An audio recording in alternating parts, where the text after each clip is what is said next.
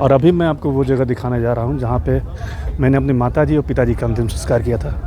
अभी मुझे अच्छी तरह से याद है, क्योंकि करीब 16-17 साल हो गए, लेकिन फिर भी मुझे वो जगह बिल्कुल अच्छी तरह से याद है। आइए मैं आपको दिखा रहा हूँ कि मैंने अपने माता पिताजी मम्मी का और पापा का संस्कार कहाँ किया था। यही चरित्र वन में यहीं पे किया था।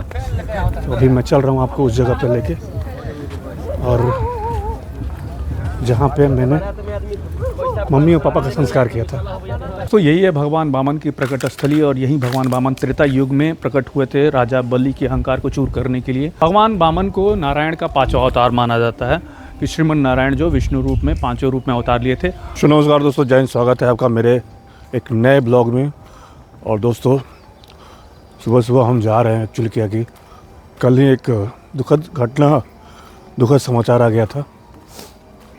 मेरे फूफा जी जो हैं वो अब इस दुनिया में नहीं रहे, उनका स्वर्गवास हो गया। तो बीमार थे, तो बहुत कॉम्प्लिकेशंस उनके बॉडी में चल रही थी, और मतलब वो एक रिटायर्ड आर्मी ऑफिसर भी थे। तो उसके बाद अभी क्या हुआ, कल भैया का फ़ोन आया कि संतोष ऐसी ऐसी बात हो गई है। तो अब रात में तो पॉसिबल नहीं था, अंतिम संस्कार भी रात में नहीं होता, तो इसलिए हम सुबह सुबह भी निकले हैं।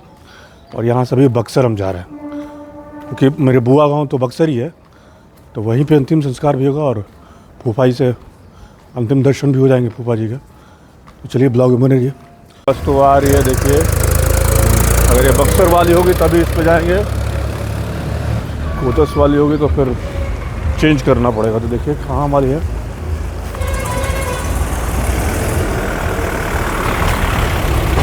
डायरेक्ट बक्सर जाइए, डायरेक्ट अरे कहाँ लो भैया, ठीक बा।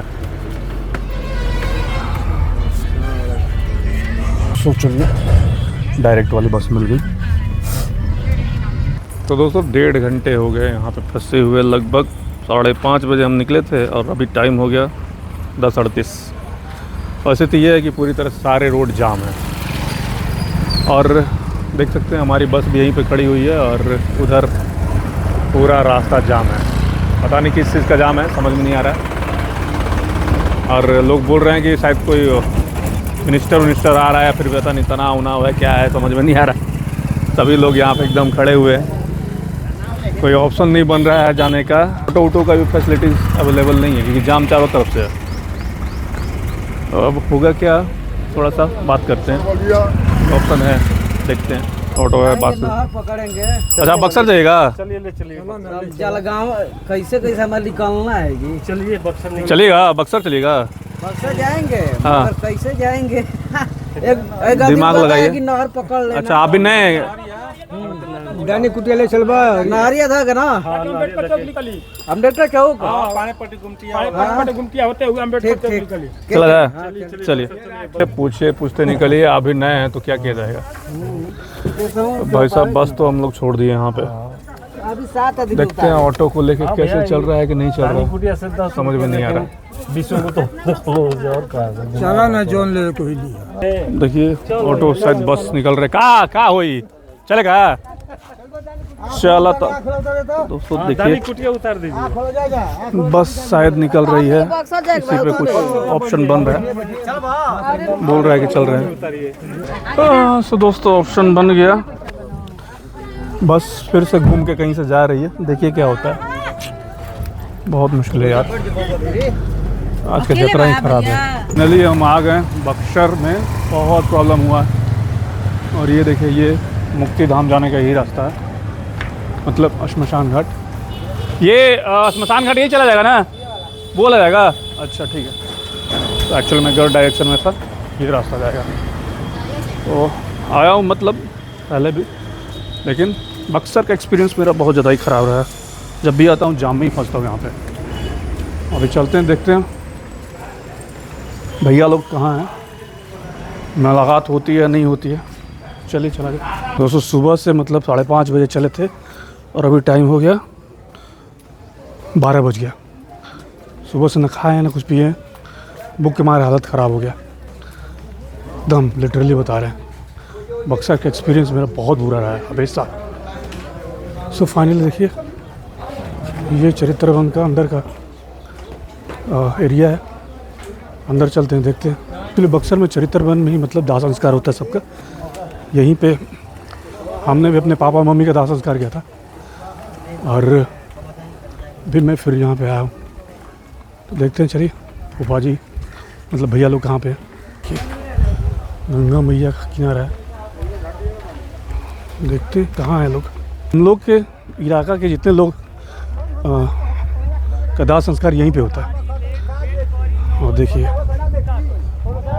यहाँ पे चिताएं हमेशा जलती रहती है, मतलब 24 घंटा यहाँ पे चिता जलती रहती है। ये देखिए कहाँ पे हैं लोग, देखना पड़ेगा। अरे अरे वहाँ पे भैया मिल गए। फाइनली पहुँच ही गए हम।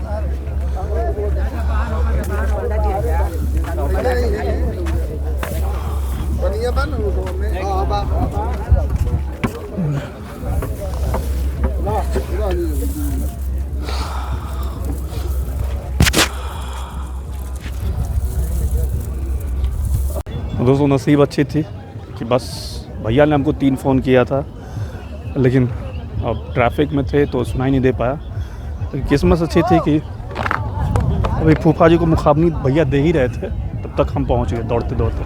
वहीं अंतिम संस्कार हो रहा है। वो कहते हैं ना, जिसका नसीब में जो रहता है वो ही मिल ही जाता है।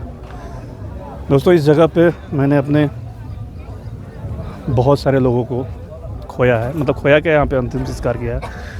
और अभी मैं आपको वो जगह दिखाने जा रहा हूँ जहाँ पे मैंने अपनी माताजी और पिताजी का अंतिम संस्कार किया था। अभी मुझे अच्छी तरह से याद है, क्योंकि करीब 16-17 साल हो गए, लेकिन फिर भी मुझे वो जगह बिल्कुल अच्छी तरह से याद है। आइए मैं आपको दिखा रहा हूँ कि मैंने अपने माता पिताजी मम्मी का और पापा का संस्कार कहाँ किया था। यही चरित्र वन में यहीं पे किया था। तो अभी मैं चल रहा हूँ आपको उस जगह पे लेके, और जहाँ पे मैंने मम्मी और पापा का संस्कार किया था। तो दोस्तों अभी मैं जस्ट दिखा रहा हूँ कि यहीं पे मैंने किया था। ये जो जगह है ना, यहाँ पे यहीं पे मैंने अपने माता जी और पिताजी का, मतलब पापा का यहाँ पे किया था और मम्मी का शायद वहाँ पे किया था। अच्छी तरह से मुझे याद भी याद है। तो यही वो जगह है जहाँ पे मैंने अपने माता पिता का संस्कार किया था, अंतिम संस्कार। और आज फिर यहाँ पे आया हूँ फूफा जी को लेके। दोस्तों लोग कहते हैं सत्य क्या है, तो सत्य को जानना है तो शिव को जानिए, और शिव को जानना है तो शमशान को जानिए। और ये है सत्य, यही सत्य है। यहाँ पे किसी बहुत बड़े रईस, किसी बहुत बड़े करोड़पति, किसी बहुत बड़े निर्धन और किसी बहुत बड़े गैंगस्टर की भी लाश जल रही होगी, चिता जल रही होगी। किसी बहुत बड़े सन्यासी की चिता जल रही होगी, किसी बहुत बड़े आदमी की चिता जल रही होगी। तो फाइनली सबका यही हाल होने वाला है, सबको यहीं पे आना है। और सत्य यही है, वो चिता हो सकता है किसी बहुत बड़े करोड़पति की होगी। तो आपकी संपत्ति, धन, प्रॉपर्टी, पूरा परिवार यहीं रह जाएगा और यहीं से सब खत्म हो जाता है। दोस्तों सत्य यही है, शमशान सत्य, सत्य ही शमशान है और शमशान ही सत्य है।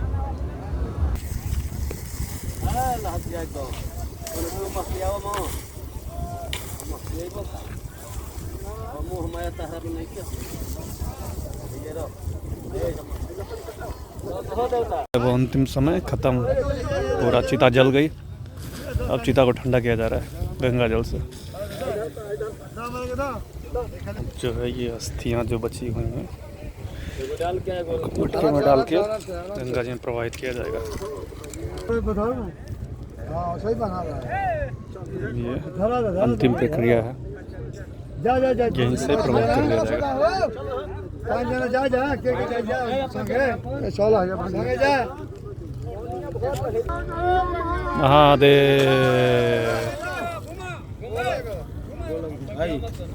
दोस्तों यहीं से सारी प्रक्रिया अंतिम संस्कार की हमारी पूरी हो जाती है और फिर अब हम गंगा स्नान करने जाएंगे, क्योंकि चिता में शमशान घाट पे आने के बाद शुद्धि जरूरी होती है। तो अभी हम लोग गंगा स्नान करेंगे, गंगा स्नान के लिए जाएंगे।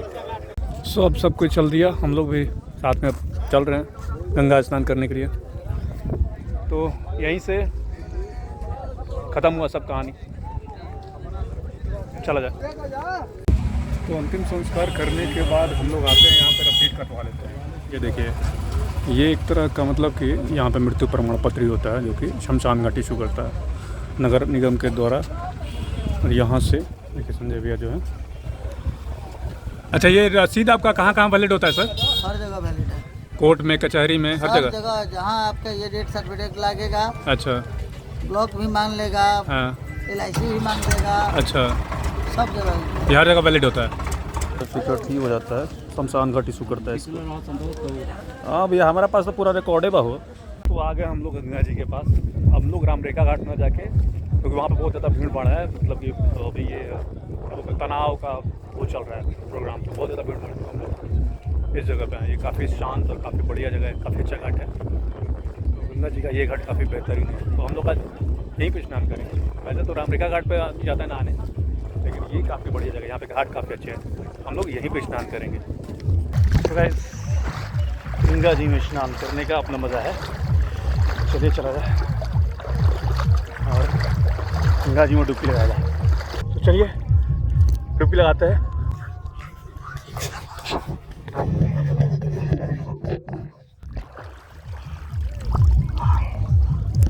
अभी मज़ा आ रहा है भाई।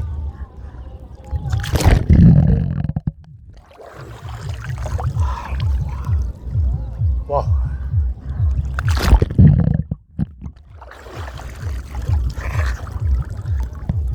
मज़ा आ गया। तो दोस्तों फाइनली गंगा जी में स्नान हो गया, काफ़ी मज़ा आया, मतलब शुद्धि हो गई। और अब चला जाए, देखते हैं आगे का कार्यक्रम क्या हो रहा है। भैया लोग चले गए, तो अब हम भी चल रहे हैं गंगा स्नान करने के बाद। हर हर गंगे, जय गंगा मैया। दोस्तों अभी हम स्नान करके गंगा जी हम लोग आ रहे थे और संजय भैया लोग चले गए। तो रास्ते में आते समय हमें एक बहुत ही दुर्लभ और अद्भुत चीज़ दिखाई दिया। यहाँ पे हमने देखा वामनेश्वर धाम। आइए मैं आपको नज़दीक से दिखा रहा हूँ। और ये देखिए श्री वामनेश्वर धाम, और यहाँ पे लिखा गया है कि वामन भगवान जो हैं यहीं पे प्रकट स्थल है, यही है। तो आइए चलते हैं, और इस साइड सेंट्रल जेल का कैंपस है। तो आइए चलते हैं और इसमें देखते हैं कि वामनेश्वर भगवान का मंदिर कैसा है बक्सर में। तो आइए हम चलते हैं अंदर। अंदर ये सेंट्रल जेल का कैंपस है। चलिए चलते हैं अंदर और देखते हैं भगवान वामनेश्वर का मंदिर, जहाँ भगवान वामन प्रकट हुए थे। तो यही है भगवान वामन की प्रकट स्थली, और यहीं भगवान वामन त्रेता युग में प्रकट हुए थे राजा बलि के अहंकार को चूर करने के लिए। और ये एक छोटा सा मंदिर है। और भगवान वामन को नारायण का पांचवा अवतार माना जाता है, कि श्रीमन नारायण जो विष्णु रूप में पांचों रूप में अवतार लिए थे। और यही मंदिर है, छोटा सा मंदिर है, ये प्रकट स्थली है। और मैं अंदर चल के आपको दिखा रहा हूँ कि मंदिर में भगवान वामन की प्रतिमा कैसी है। तो आइए देखते हैं। तो दोस्तों ये कुछ मंदिर में छोटा सा भगवान वामन की प्रतिमा यहाँ पे है। भगवान वामन जो हमेशा छत्र लिए रहते हैं और छोटे से आकार के हैं। तो यही एक छोटा सा मंदिर है। और यहाँ पे बगल में आप देख सकते हैं, तो भगवान वामन की यहाँ पे चरण पादुका अंकित की गई है। और बाकी अगल बगल का नज़ारा काफ़ी अच्छा है। यहीं पे बगल में एक वामनेश्वर महादेव का मंदिर भी है, जिसे भगवान वामन ने स्थापित किया था। मैं वो भी आपको दिखा रहा हूँ, बिल्कुल बगल में है। और ये देखिए यही वो मंदिर है। तो आइए अंदर चल के मैं आपको दिखा रहा हूँ कि वामनेश्वर महादेव का मंदिर कैसा है। और ये देखिए, ये बहुत अति प्राचीन शिवलिंग है। और यही है वामनेश्वर महादेव। आप देख सकते हैं, करीब से दर्शन करें और प्रेम से बोलिए हर हर महादेव। तो